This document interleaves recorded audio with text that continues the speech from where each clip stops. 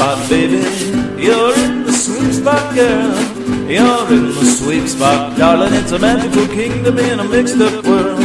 You're in the sweet spot, baby. You're in the sweet spot, girl. You're in the sweet spot, darling. It's a magical kingdom in a mixed up world.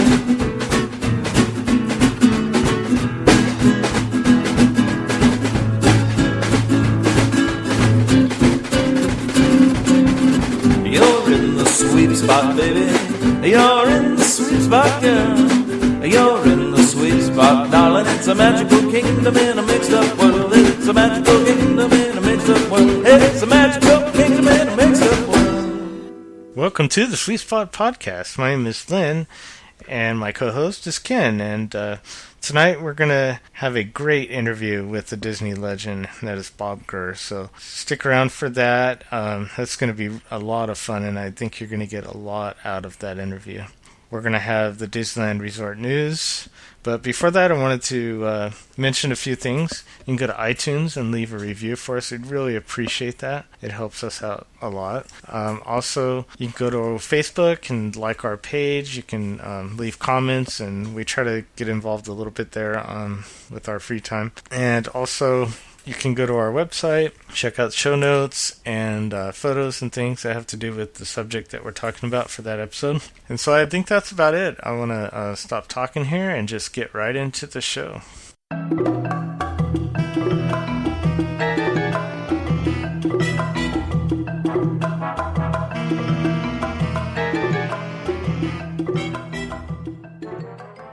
Now we're going to have the Disneyland Resort News. How's it going tonight, Ken? Oh, it's going very well. It's been quite a day. A little bit under the weather, so I hope that I can get through this without coughing and hacking too much. Yeah, you but could. Other than that, it's been a fabulous day, but we'll get into that later. Yeah, I can't wait to hear about it.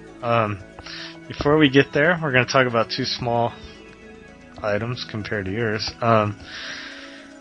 Are you familiar with the limited time magic, Ken? I am.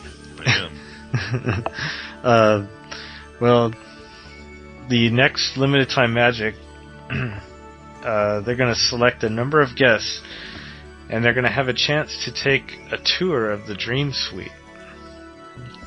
And that's above the Pirates, where the Disney Gallery used to be.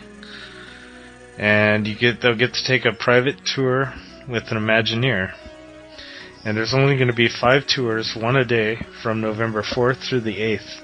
And to enter, you go to the Disneyland blog, where you'll see this article, and you click on a link there, and yeah.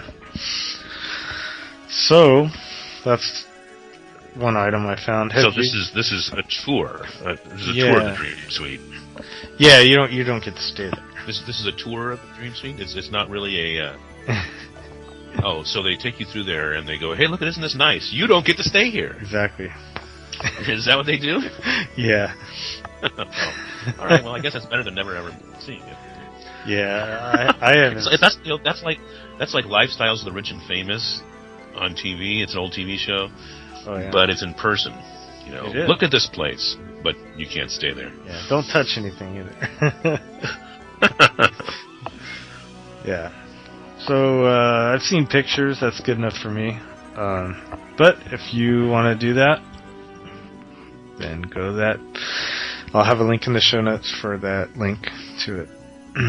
The next item, not a whole lot going on this week, so besides what you're going to talk about, but a new Marvel character has landed in Tomorrowland. And actually, this is the first Marvel meet and greet in a Disney park. And that is, you get to meet Thor. And this is an Innovations. What do you think of the meet and greets from Marvel in the Disney parks? Well, I'll tell you what, I actually did that today. Oh, you did? Okay. Yeah, and I'll explain how, but it was interesting. It's inside Innovations, and I think it's okay in the setting like Interventions. I don't think it would be fitting like somewhere on like Main Street or something like that.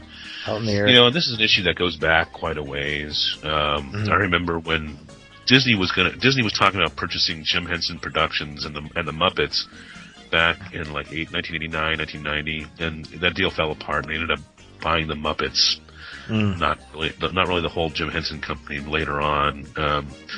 But you know, there was all this talk of just putting the Muppets all over Disneyland, and it was like, I was a big fan. I'm a big fan of the Muppets. Yeah, I really like the Muppets. I grew up on the Muppet Show, but I just thought it's different styles. You're talking about completely different styles, and Marvel should really get its own experience. Maybe not a whole. Maybe they don't need to build a whole theme park. Maybe just kind of a section somewhere, but it really needs its own setting because it's really not something that blends in with what's there. I thought the same about the Muppets. Yeah. So I didn't mind, Muppets in a studio setting like they've done with California Adventure and originally over at what was the Disney Imaging Studios. That made sense. Yeah. Yeah. And inside Interventions, it's okay to have a little thing for Thor.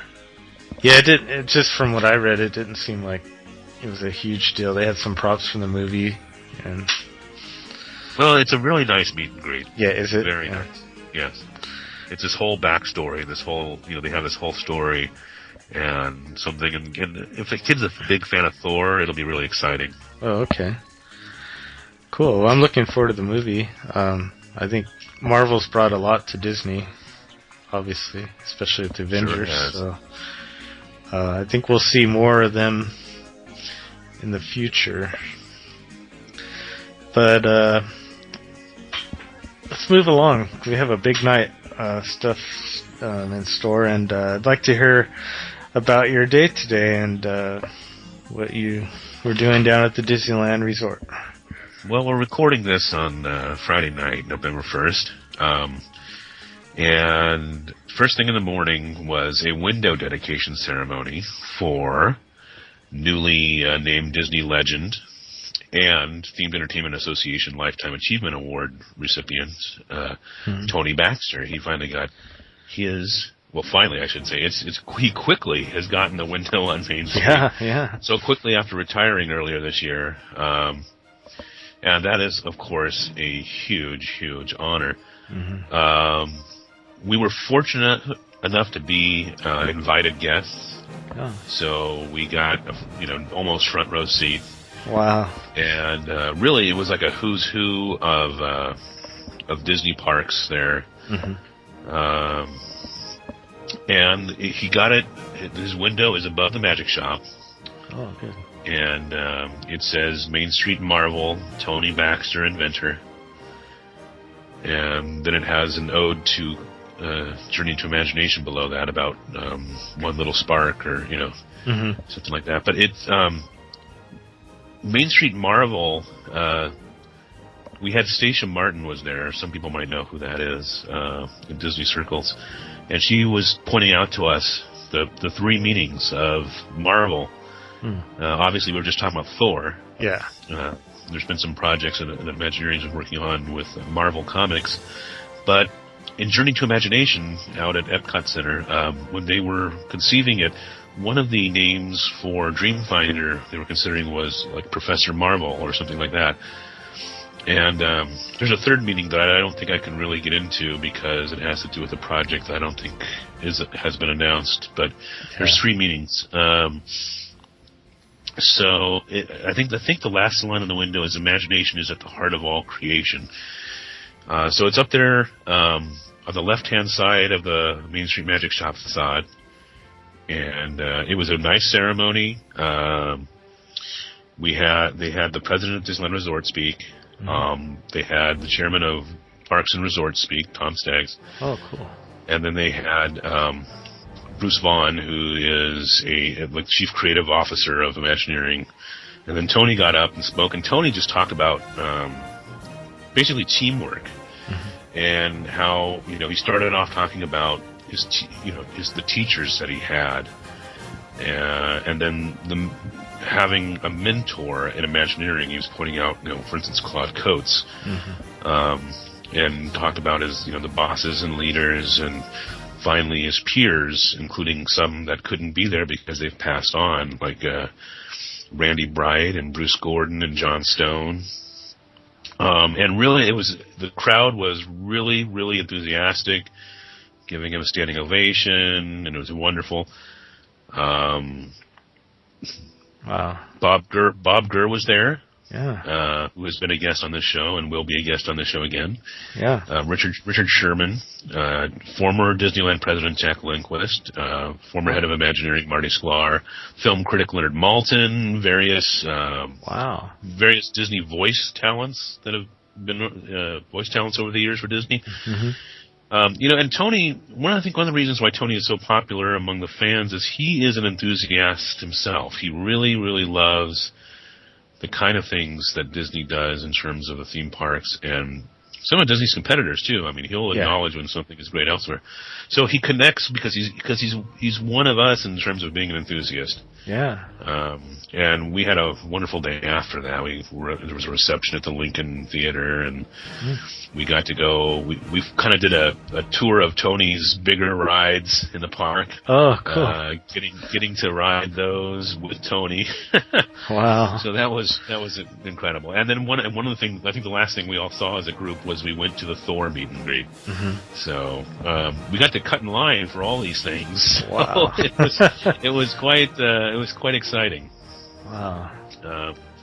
It was just a wonderful day, and I've talked before about, how I came to meet Tony and the wonderful things he's done for us over the years, and just it was so good to be able to be there when he was honored with a window on Main Street, and now when people go, they can check that window out for themselves. Yeah, that is so cool, and it says a lot for the people that were there. You mentioned some of these names, and that means a lot. It says a lot about Tony, for them to show up. I've seen other Windows dedications, and there's been people there, but that's quite a lineup. Yeah, and he, he had people that he's known since high school there, and wow.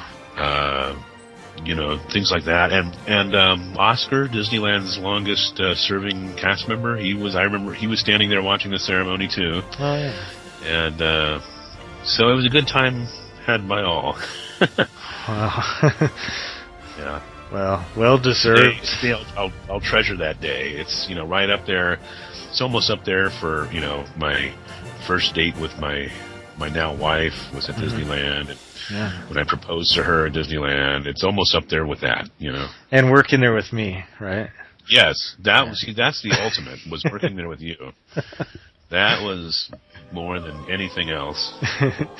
More than than when I became the first guest to ride Splash Mountain. More than when my wife agreed to marry me. Oh, of course.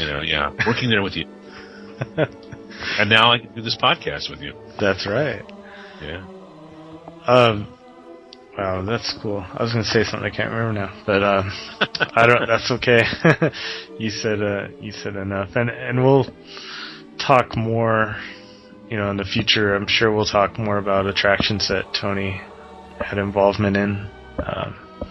We'll have more to say about Tony and his career, but very cool.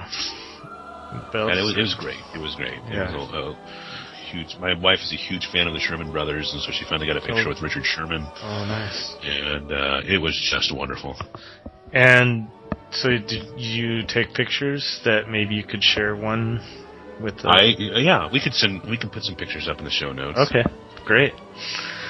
All right then. Well, sounds fun. I'm jealous, but I'm happy you were able to do that and report for us.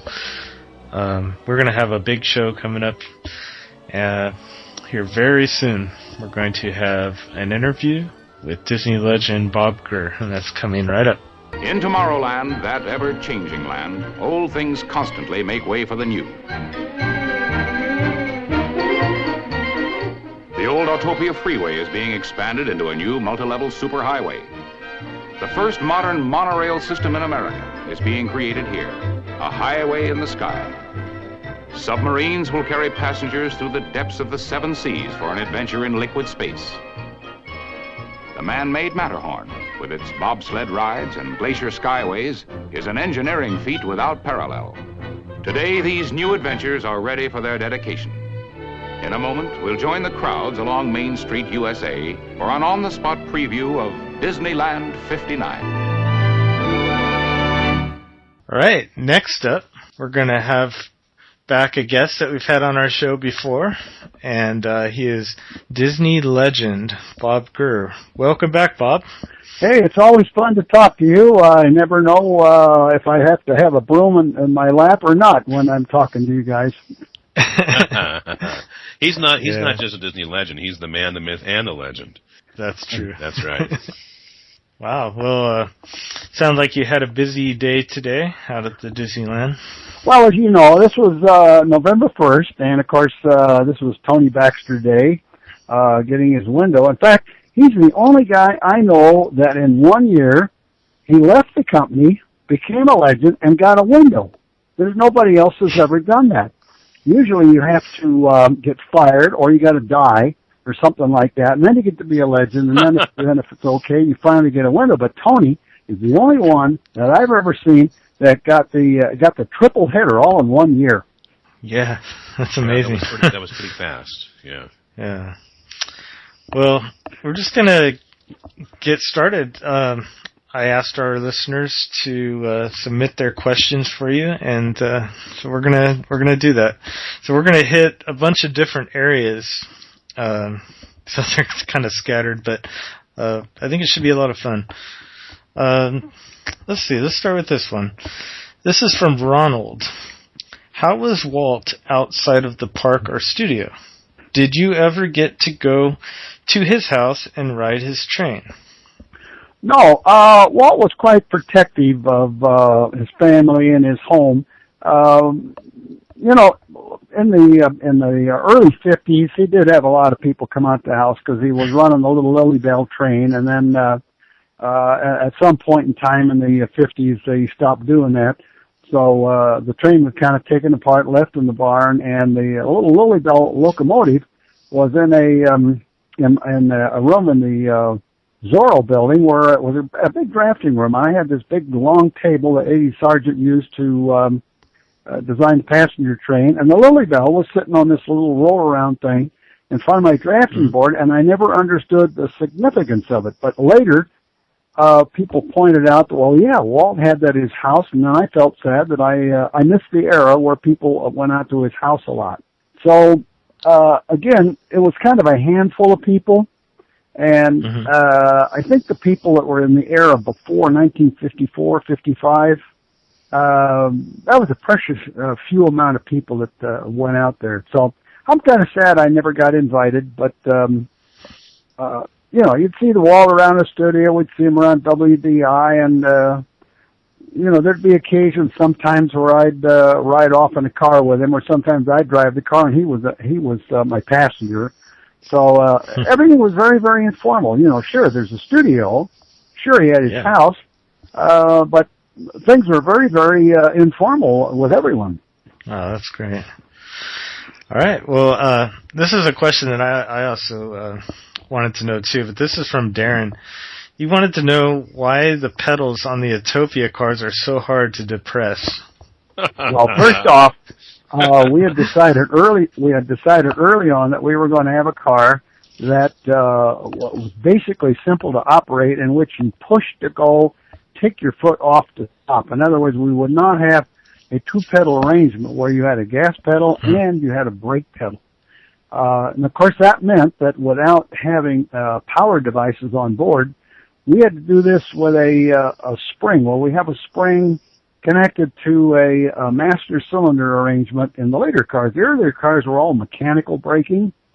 And you have to arrange this very gently where you have just enough spring that you can make an adequate stop without coasting too far down some of the slopes on the track.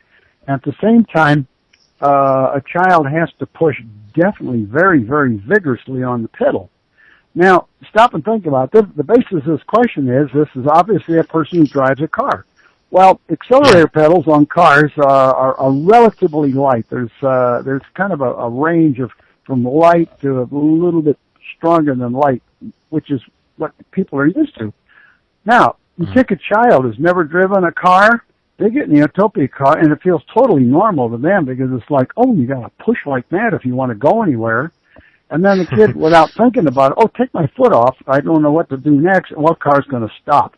And it will stop reliably with, say, worn brakes coming down a hill a little bit. So that's the answer in that a professional driver, let's say like you and me driving a car, we have expectations, and the Utopia car doesn't need it. But for the child who's never driven, they have no comparison. Oh, okay. Makes sense. Did you have any, who designed the track layout for the Utopia? I believe that was done by Bill Martin. Bill Martin was probably our best late guy because, if you recall, the big 1959 Disneyland project where we had monorail, we had Matterhorn, we had 4 Utopia tracks, we had a motorboat cruise, and particularly the subride. All of that kind of twist and turned intertwined with itself, and Bill Martin was the guy that he could sit there with pencil and paper, and no calculators, no computer, no nothing, and he would just figure out how things would fit in 3D, because he could see it in his mind's eye and make these layout drawings, and the whole darn thing would fit. So Bill always was the first guy that Walt would give a job to for area layout, and he did that all his life. He was just absolutely superb at that. This one's from Deborah. When you developed the monorail, did you think it would still be around in operation this many years later? Not really. You gotta remember at the time. Let's say when the time we started Disneyland with a design in 1954, when Walt hired me, we were working on what would be a crazy idea. Nobody, really thought much more than just, we got to get the darn thing to open in July of 55, and then of course we had to survive the first summer. And then Walt had some ideas that, in 56, 57 we'd do some stuff. But at no time that I can recall we had any inkling that we were doing something that would be considered a classic or had any, super endurance or anything like that. We were just trying to get the stuff done and get it up and get it running. And if it didn't run well, we just kept redesigning it till it did run well. We didn't have any inkling, I don't think, until maybe the 70s, that we thought, Disneyland might be a classic, because, by that time, we built the stuff for the World's Fair. We'd done Walt Disney World, of course, and, then we became aware of, oh, my God, what we're doing? We're doing stuff that is going to be very, very durable. It may sound strange to tell you that now, because everybody nowadays, of course, they're all a professional Disney fan. They know all the history, and they look at it from a historical standpoint, and they will ask this question. I get it all the time of just this exact question. But at no time did I have a feeling that we were creating anything that was enduring classic. It was only a surprise to me later. Wow. Well, yeah, I mean, when it's 1955 or 1959 when the monorail first went in, and who was thinking about 2013? That just seemed like such a long ways away. You're so busy getting the stuff done that Walt wants done that you're not thinking much beyond what do we need to do right now, what do we focus on, what's got to get done first, which drawings go first, which parts do we buy first, which long lead items do we get. So you're focused that way on all of the elements that lead up in a project, so that when you hit opening day, you actually have a train that's running. We actually have a Matterhorn that runs. We have a motorbike that runs. We have new Mark V Utopia cars run, and we got a submarine ride. Now stop and think. 1959 on one day with a 90-minute live TV program, we opened all those things all at once in one day. I mean, that's unheard of. But that was standard. That was standard Walt Disney stuff, and we were used to it. So, that is incredible. I really don't think there's been anything short of opening a whole new park, I don't think there's been anything like that since then in terms of just the scope and the great leap forward that it was. Oh, yeah. And the curious thing, a lot of people worked on all the projects at once, and I know in my case, in early 58, around March, Walt had me starting in on the submarine ride. And as soon as I got hip deep into that, we'd worked out a full-size mock-up out at the studio, and we'd done the test tank and saw how that would work. And the next thing, he had me start in on the Matterhorn, the track layout, get going on the cars, do some testing at the studio to see what kind of track would work. Found out some things that didn't work. And then, meantime, I'm designing the a Mark V Autopia car in between everything else. And then, oh, by the way, we want a motorboat ride. Stop and help Joe Fowler do that. And, oh, yeah, we're going to do a monorail. We didn't start that till October of 58. So we were all used to having all this work thrown at us. So I looked back and I thought, how in the world did I survive doing 5 machines? all piggybacked on top of one another, and I maintained my sanity. You were about 13 years old back then. That's how you survived it. Oh yeah, 13. Oh yeah, right. Yeah. No, I was 20. Let's see, got to do the math. I was 23 and 54. There we go. I was 23 and I didn't have gray hair. Oh my gosh, 23. Now there's a lot of 23. Well, you saw me at Disneyland today. I'm down there, and I'm 80. With my life? I'm 82 and I got gray hair. I got real hair. And you still have it. Yeah. That you do. And as you saw, today, I was having a blast running all over the place, and I'm looking at people that are younger than me, and they're walking around with canes, and they're all bent over and going slow and sitting down. And I thought, why am I the one that's running around all the time? And here I'm. I just turned 82 last Friday. Wow. It must be something that we've heard about called the Gurtini. That must be why oh yes, oh yeah, the Gurtini. Well, it's a little more than that. It's if you really want to know, it's you work for a lifetime of trying to stop being a demanding, crabby old man, and you got to get rid of all the stress. You got to get rid of all the anger. You got to turn into like a Buddhist or something where you accept what's going on and it's your reaction to any situation. Please calm down and adjust your reaction. And all of a sudden you find you can have 100% peaceful day even on the Santa Ana freeway.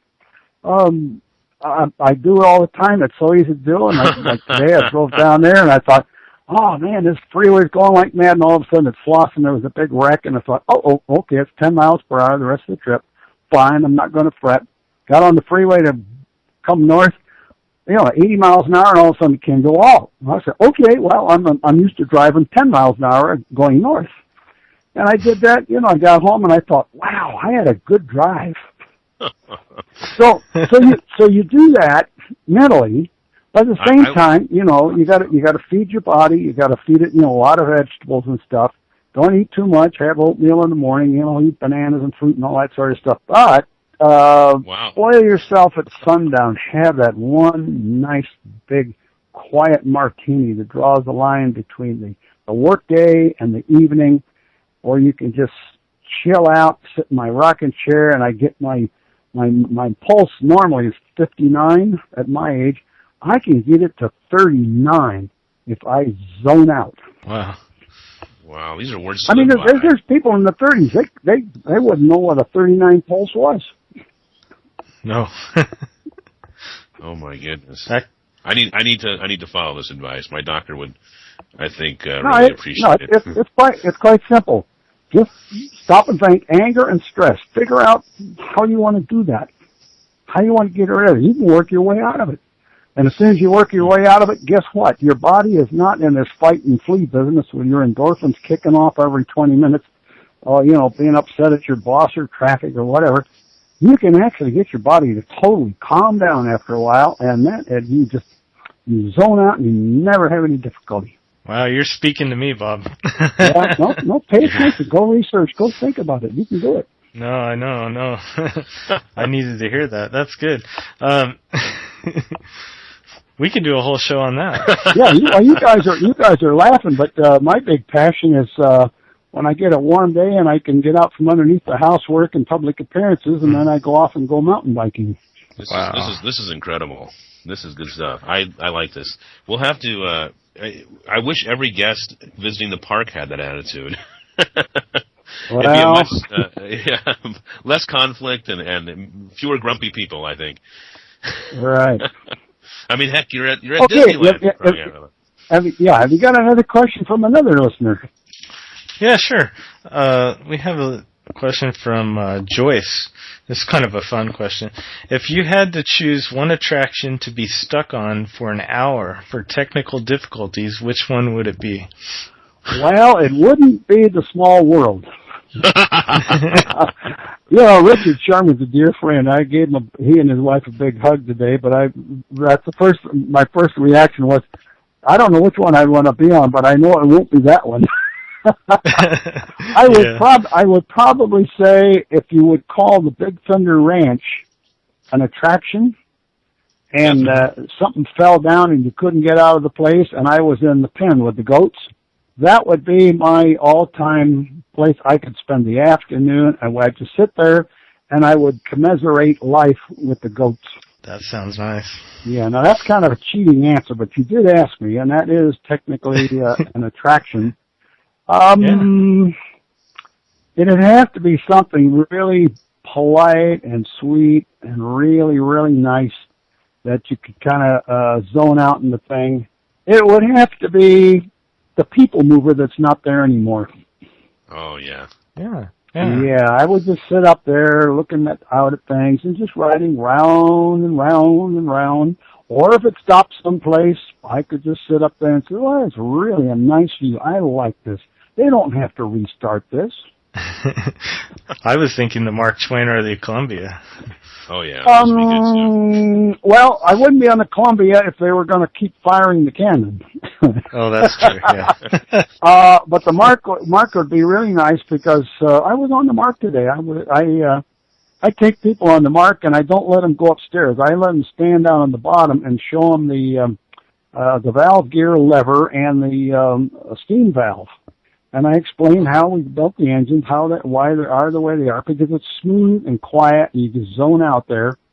If the Mark stopped, it would be a pleasant place because nobody could get at me, and I would be surrounded by ducks who don't quack very loud. Yeah. See, the Discovery Channel needs to do just have a series where Bob takes you around Disneyland and points out the mechanical stuff. I'm serious. That would be something that I would watch. I know that. Yeah. Well, I know, some people already know, somebody a year ago started auctioning me off for tours at Disneyland, and the very first auction went for $1,000. There was a couple that are APs, and they go to the park all the time, but they paid $1,000 to Walt Disney's barn if I would show them around for about 4 hours. All they wanted to know was, what are all the little secret stories? Because I know everything else. And then one after another, organizations would say, oh, yeah, we can raise a lot of money if we auction Bob.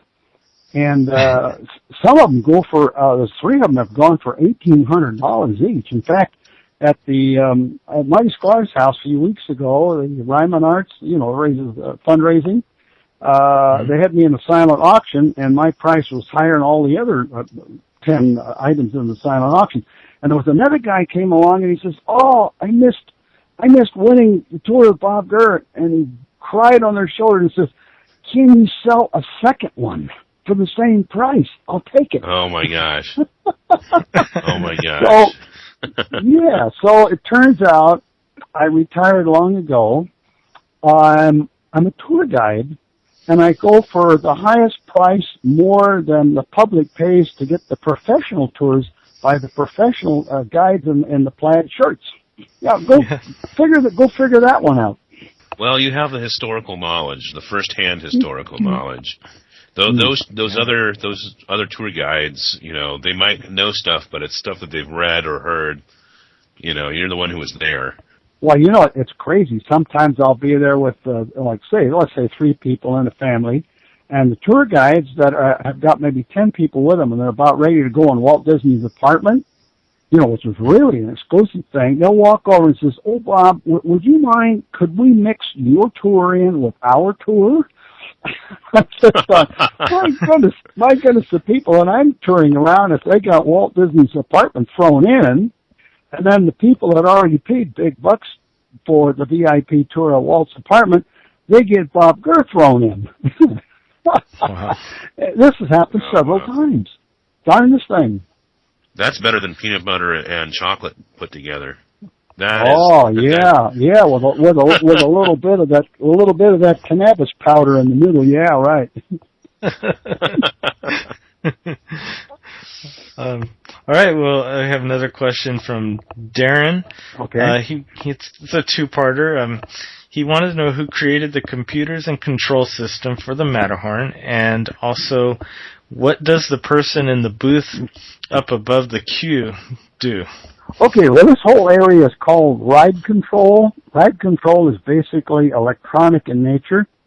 And from the original ride control that we had in 1959, which was developed by Aero Development, who actually bent up the pipe track and installed the whole thing, you got to realize over the years, as technological equipment advances, we sometimes will take out an entire system and replace it with a new system, or we'll keep adding little components to the system.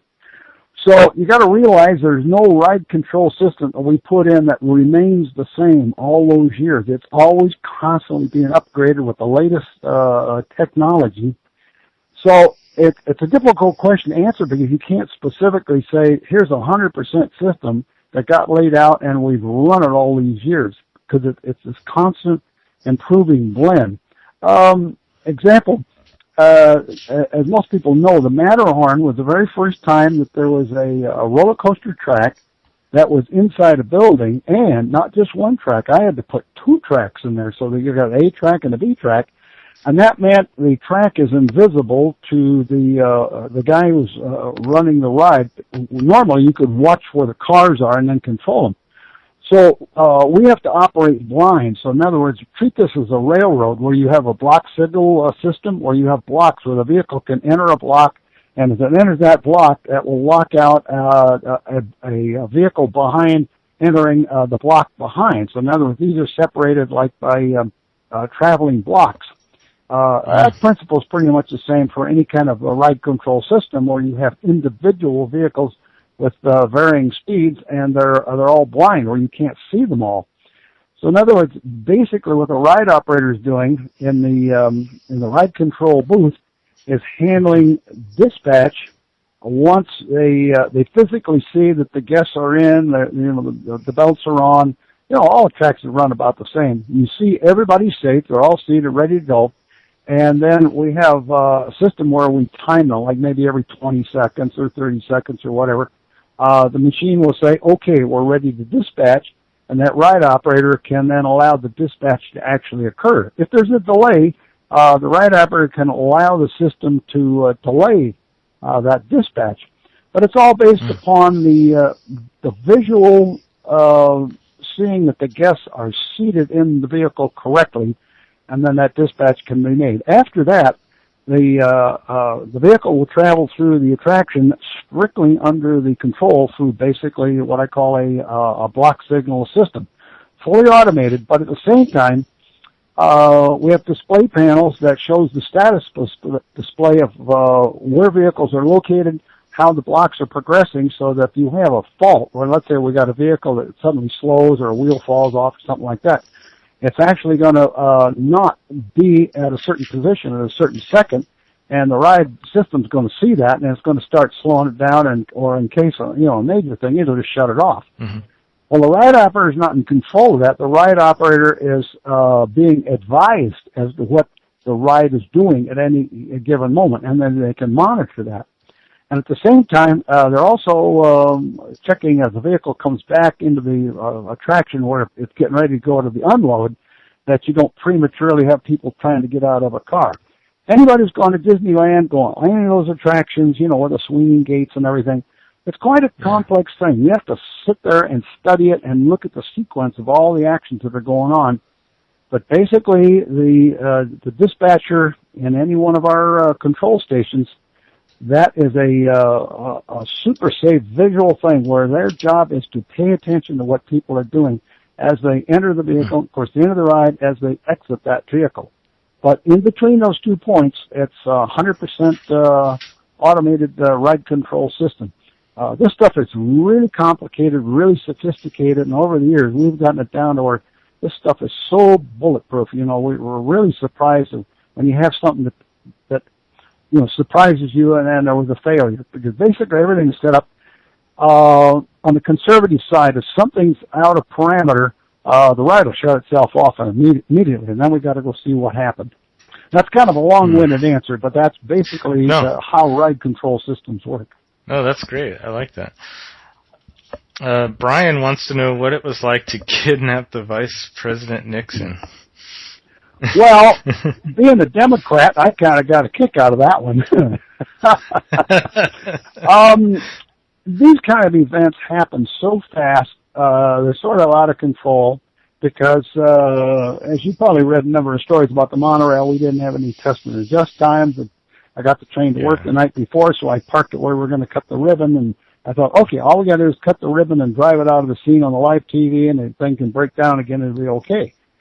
But about 11 o'clock in the morning, here comes Walt, here comes Nixon, here comes Mrs. Nixon, the 2 little girls, here comes the Secret Service, here comes all our security, come up, take a look at the train. Okay, fine, we'll show them the train.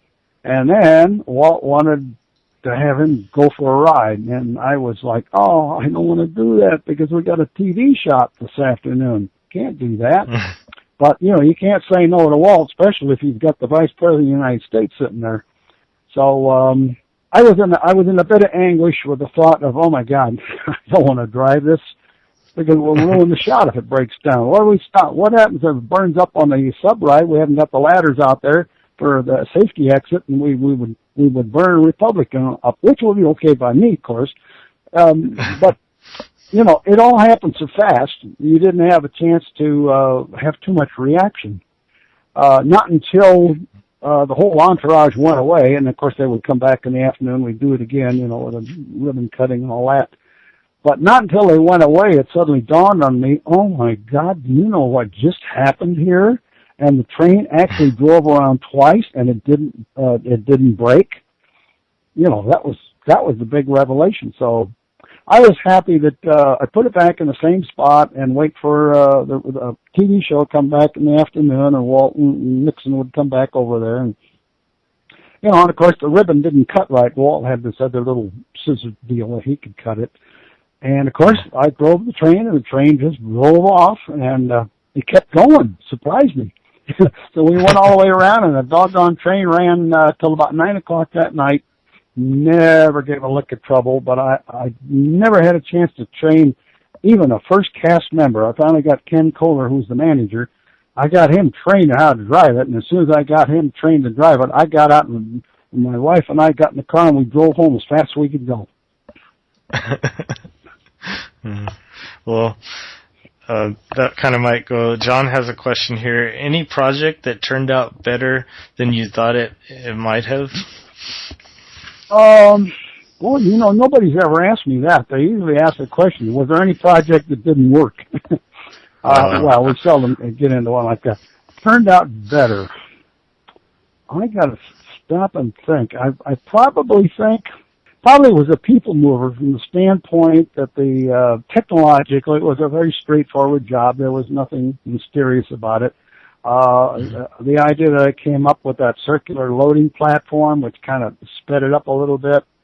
The fact that it was such a high capacity ride and everybody rode it all the time, because it fulfilled the thing that Walt really liked. He wanted an attraction where, you know, the little kids and the grandmothers and, you know, the older people, they could all ride together. It's not like a Matterhorn, you know, where the grandmothers won't ride that thing. But the fact that this thing was up in the air, it was moving, it looked kind of cute, and you know you're going to see something, and the fact that everybody just, by looking at it, says, oh, we have to go, and then the whole family went together. So that thing was relentlessly filled with people, and I think that was that was kind of a surprise because, you know, it wasn't going to be thrill ride, but it was, you know, something that Walt wanted, but the fact that people just, they loved it. And that's why you have so much complaining when they took it out. Yeah, it's still missed. It's still missed by a lot of people.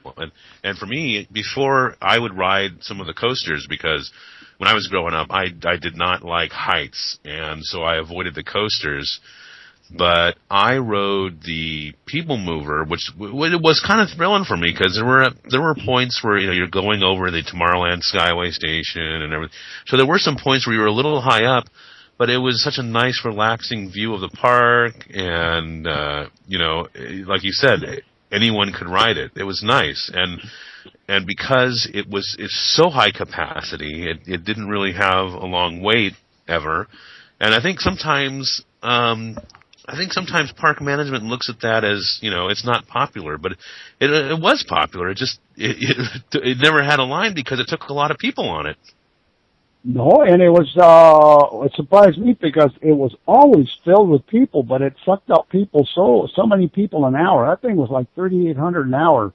You know, really high theoretical hourly ride capacity.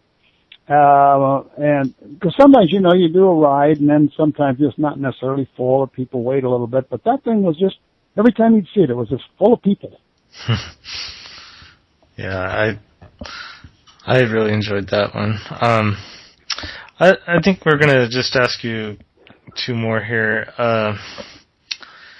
Any advice for someone that's maybe wanting to become an Imagineer, you know, to do projects for theme parks? Oh, that is the number one question. I got several of those today with parents. Really? You'll see a parent approach with an obvious, you know, somebody that's 15, 16, 17 or whatever, and says, oh, my son wants to be an Imagineer. What can you tell him? And I said, well, the first thing is there's a gigantic distinction between wanting to be an Imagineer and doing Imagineering work. Stop and think of that a minute. A lot of people will look at the whole arena of Imagineering as such and say, oh, what a dream job. I want to be an Imagineer. No, you got that all wrong. You can't be an Imagineer, but you can work towards doing Imagineering work. There's a big distinction that a lot of people don't get. The minute I start to describe this to a parent, they go, "Oh, I see what you mean." You know, it's like my husband wants my son to be a lawyer so he can have white BMW convertibles. You know, but that's not a job you do because you have a passion to be a lawyer so you can get money to have a BMW. And then I get into a conversation with people. Okay, what's next? What do you mean? Well, it's really quite simple. I look at somebody and I says, what turned you on when you were 5 years old? And sometimes people says, oh, I don't remember. And then there's other people says, oh, I love designing stuff. Okay, now we can have a conversation. So I'll remind them what Walt was like. And anybody who's ever studied Walt Disney's life and all the characteristics that he had, he was permanently curious about everything. And I am dead serious about that when I tell people that. Walt did this all the time. Wherever he went in the world, sometimes he and his wife, they'd go to London or some other place, and then she'd stay in the hotel, and he'd go out and he'd walk down the street, and he'd walk into shops and ask people questions and look at little stuff, buy toys and things. He was constantly learning stuff. And it was not any specific category. It was just stuff. And I've learned that over the years. I'll give an example. Let's say it's Friday night. I'm sitting here. I'm doing a podcast for Sweep Spot. And I always go back to Mondays when I have my martini in the rocking chair on Friday night. And I think, God, you know how much stuff I know tonight I did not know Monday? And that has been permanently all I can ever remember in my life is I'm always looking at stuff, looking up stuff, reading about stuff, curious about stuff. And here, I got this disease, 82 years old. I'm learning all this stuff, a lot of on the internet and everything. I don't know if I'll ever use this stuff, but I still got open sectors in my hard drive in my brain, and the thing is still going around there at 3,800 RPM, and I can still dump data into these sectors, and I might not ever use it. But guess what? When people do this early in life, and I'm talking about 10, 12 years old, by the time they're 17, 18, 19, getting into the college area, they know an awful lot of stuff that they might never, ever use. But guess what? The day they're in a spot where it might be like Imagineering, or it might be design, or it might even be a lawyer, you already know an awful lot about a variety of stuff, which will get you started when somebody says, oh, I want you to write this, oh, I want you to do this, I want you to design that.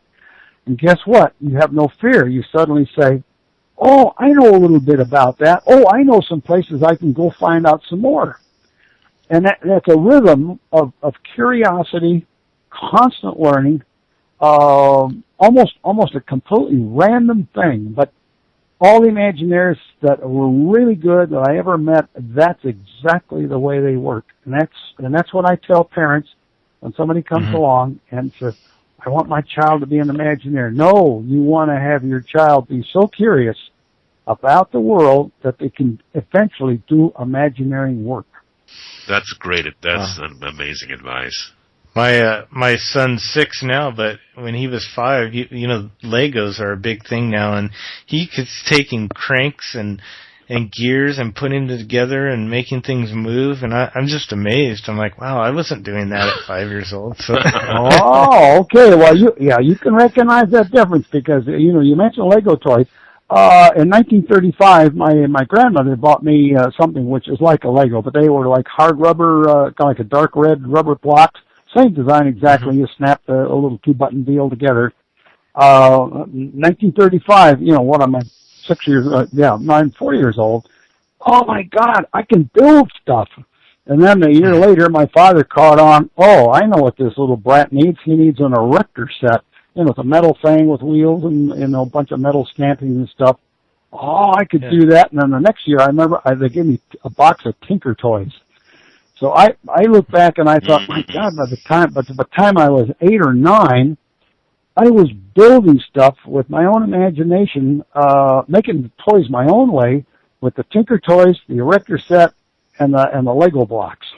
So anytime today when parents want to kind of test their kids, see if they're thinkers, and they got a creative mind. They just don't stare at stuff. They actually want to go do the world their way. You get them those 3 toys right off the bat. Don't get them a finished toy. Let them figure it out for themselves. Yeah, my son doesn't like to look at the instructions. He likes to make things on his own. No, so it's funny. No, you don't need the instructions. And if you give them a fixed toy, give them a pair of pliers and a screwdriver because they're going to take it apart and they'll never get it back together. I'm listening. I'm taking notes. I'm going to get my 4-year-old some toys based on this conversation. Well, that's the thing. Whether you wind up working for Disney or not, you're going to do something somewhere.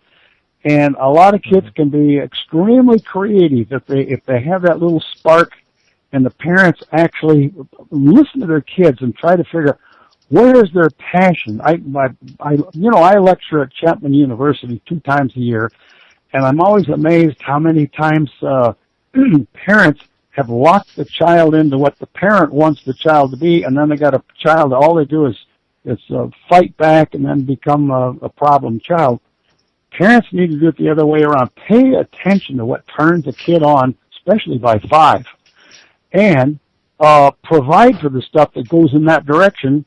Even if you're a rich lawyer and you don't want to go to the country club and tell the other guys, well, what's your kid doing? Oh, he's an artist. Oh, I feel so sorry for you. Nobody wants to brag that the kid's an artist, but listen to the kid. The kids have the passion. Facilitate that passion. No matter where it's going to go, it will pay off. Mm-hmm. Look, I'm the son of a lawyer, and the world has enough lawyers. Oh, I didn't mean to offend anybody. I just used that as No, I'm not offended at all. He'll be the first one to tell you all the bad lawyer jokes. but it, Oh, that's all right, because all the years that Disney got sued for something, because Disney's deep pockets. I loved working with lawyers. I loved doing depositions, and the best days of my life was spent on a witness stand where I got 12 jurors to look them in the eye and tell them how good Disney is, and watch the plaintiff. Disney's always the defendant. I watched the plaintiff lose by simply telling people the truth about good design, and watching these people spend all that money and they lose it because they didn't get the picture. I have a glimpse of that, because I actually did have to testify for Disney once, and Disney won the case. But of course, it wasn't as intricate as design, but it was. So yeah, you're right. It's the lawyers can do good things too, and but you're so right that not everybody wants to do that, and there are ways the parents can let the kids figure out what they're good at. Yes, well, that in hindsight, watching so many people over the years and as they develop, that seems to be the common clue: is to please pay attention to the DNA and the passions that you gave your little kids, because they want to design their lives. They really want to do it. Wow, that's great advice. All right, last question. Do you have any current projects that you're working on now? Yeah, giving tours at Disneyland for $1,800. No, I am so busy at so many things. I just wonder, where do my hours and days go? Because my calendars fill up so much, and I got so many requests for appearances. And podcasts. We do podcasts, which are really convenient. I mean, we have smartphones. All I got to do is sit in my rocking chair and sip some libations in the evening and share ideas. That takes up a lot of time, besides yard work, doing stuff, and mountain biking, and researching and following all the different industries that I follow. Days are busy, they're upbeat. I can't visualize old people my age playing golf and bingo. Yeah. Wow. Well, that's good. It was so good to see you today, Bob, and it's been great to hear these wonderful answers tonight. So, So thank you. I hope your listeners that had their specific questions. And of course, there might be other people that have parallel questions. And of course, if that helps guide them a little bit and learning a little bit more about Walt, some of the rationale behind how and why we did stuff. I certainly enjoy sharing that with people who take the time to be interested. Yeah, there's definitely a lot of people that are interested. Is your book still available? No, in fact, I just found out the last 3 were down at a little bookshop in Torrance, and making a long story short, Kurt Russell's sister wanted one, and then a mutual friend found it down there, so he bought 2. And I said, "My God, I didn't know they still had any left." And then I showed him how expensive they are on the internet. They're like $200 and up used. So he called down and said, "I'll take the last one you got." So to my knowledge, that was the last one, because the Reagan Library had them, and they sold out a long time ago. In March, the Disney Museum, they sold their last one. And that's it. There was just the 2,000. If you didn't jump it and got it, you'll never get it. So no more printing. No, when I told people early on, I says, this is it's an expensive collector book. It's $58.95. I can't imagine paying $58.95 for anybody's book. But $58.95. There'll be 2,000. There'll be 1,000 red edition and 1,000 blue edition. The red edition will have a gold sticker with a pre-printed number and an autograph in it. And I will not do a second edition, and I certainly will not do an e-reader version, because I would like to have the true Disney collectors who jump on this enjoy it, read it, and then know they have something that's enduring value that will increase in value as they because they all got collector libraries, that's the way Disney collectors are. So the minute the book was not really available anymore, I've never seen one of these things go for less than $200. And I saw one go. I found out who bought it. A guy just had to have it. He paid $360 for a autographed red edition. That's unheard of. $360 for a $58.95 book. Wow. That's crazy. But Well, I told people that's what I was going to do, and they all applaud because they knew what it meant. Yeah. Well, it's a great book. I bought it from you, and you signed it for me, and I've read it, and I love every bit of it. So. Well, there's little lessons for everybody. If you looked at all the details, it kind of had a warning to parents up in the front of the book, and then talk about parents in the end of the book. There's supposed to be a little lesson in the front and the back about how to guide your children. A lot of people picked that up, and a lot of people didn't. Yeah. Yeah. So, but anyway, the way you can make up for this, you guys are obviously, and all your readers too, or your listeners, you are reading my Mice Chat column every other Wednesday, aren't you? Oh, that's right. Yeah, I have been. Yeah. So, I've done 21 stories, and so I write a new story every 2 weeks. Almost any subject. That subject might be anywhere. It's just off the top of my head. And so that constitutes the second edition of the book. Is every 2 weeks on Mice Chat with 66,000 members around the world. They like to see some goofy story. They never know what they're going to read. Did you get this last week's one? It's all about Virgin Galactica. I didn't get a chance to read it yet. Oh, you gotta go look it up. It's a short story, entirely different. Okay, I'll do that right when we get off here. Well, thanks for coming on, and thanks for being, such a, kind and approachable guy, and to the Disney community. Well, it's so easy to do. All you got to do is be nice, listen to people. They do have questions. They do like the autographs. They do like the photographs. I can never figure out, girls outnumber men 5-1 when they stop me in the park and they want a picture or something, and especially girls in their early 20s. I don't know why they pick on silver-haired guys, You're just you're a heartbreaker. You're a heartbreaker. That's what it is. Hey, look, you know the stereotype. Every woman wants a guy with some cool wheels, and who has better wheels than Bob Gurr? Well, yeah. I got a Lexus now, but I used to have a Ferrari. Oh, wow. Well, we appreciate it. I've enjoyed this a lot, so thank you so much. Yeah, I have too.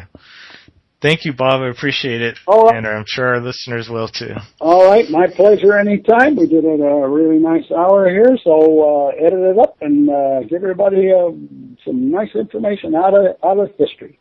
All right, well, that concludes episode 114. What do you think about that, Ken? That was some great stuff. That was Bob Gurr is just one of a kind, really. Oh yeah, so much information, and it's like I was saying, he's just so great that he's such approachable to everyone and so open. Will answer pretty much any question, and he'll take you on a tour of Disneyland for $1,800. Well, imagine what it would cost to get one of his books and the tour. There you go. Whoa, you're talking over $2,000. Well, that was a lot of fun. We've had Bob on 3 other times before, so I don't know the number episodes, but go back and you can look for those if you'd like to hear them. He has a lot of good stuff to pass along. Yeah. Think about it. He's got the, he wrote the book, he's got the columns, and he does these podcasts. So yeah, he's got a lot to say. Oh yeah, for sure. And next time we'll have another guest on our show. So thank you for listening, and go to our website, and Ken has some pictures I'm going to put up there that were taken today at the ceremony today at Tony Baxter's window. So go and check those out at the website, and we'll talk at you next time.